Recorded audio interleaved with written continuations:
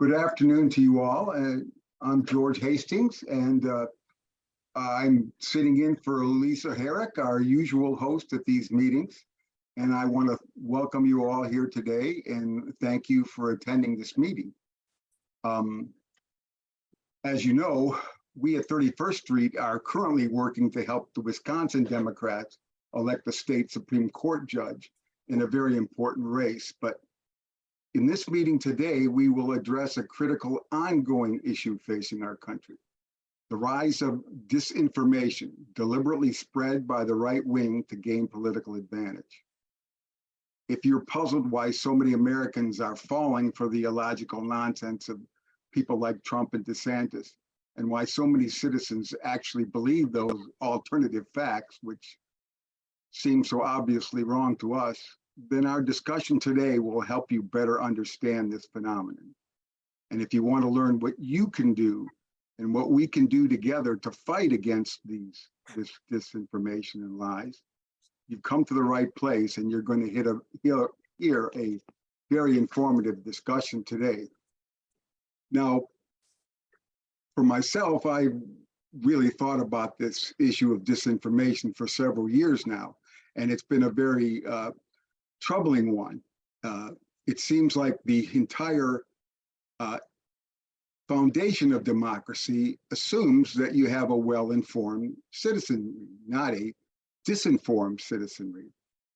And I question myself whether democracy can even last if so many of my fellow Americans cannot distinguish between basic facts and sometimes ridiculous nonsense.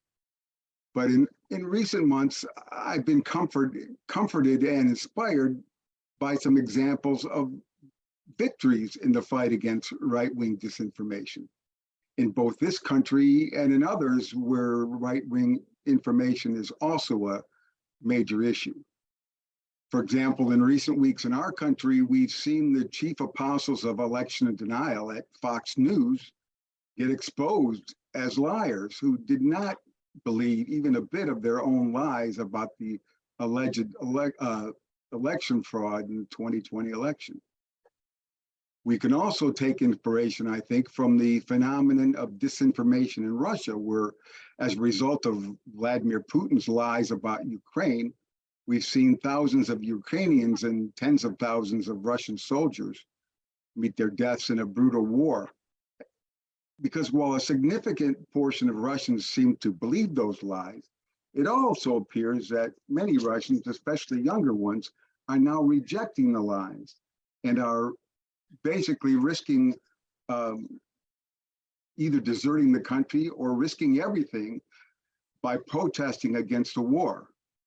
We've also seen that in Iran, thousands of incredibly brave women are defying government lies and are out in the streets protesting against the oppression of women.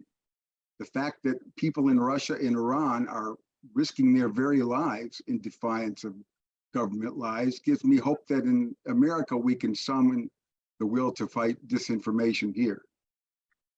Finally, in my own extensive reading concerning the issue of disinformation of America, I've seen evidence that we can fight back effectively. So I invite you to listen to our presentation here today to learn about how we can fight back. In my view, the fight against disinformation may well be the most crucial way in which we can not only advance our own democratic agenda for improving our country today, but also help to preserve democracy for future generations. With that, I'll turn the floor back to our own 31st Street strategist, Jim Shelton. Jim?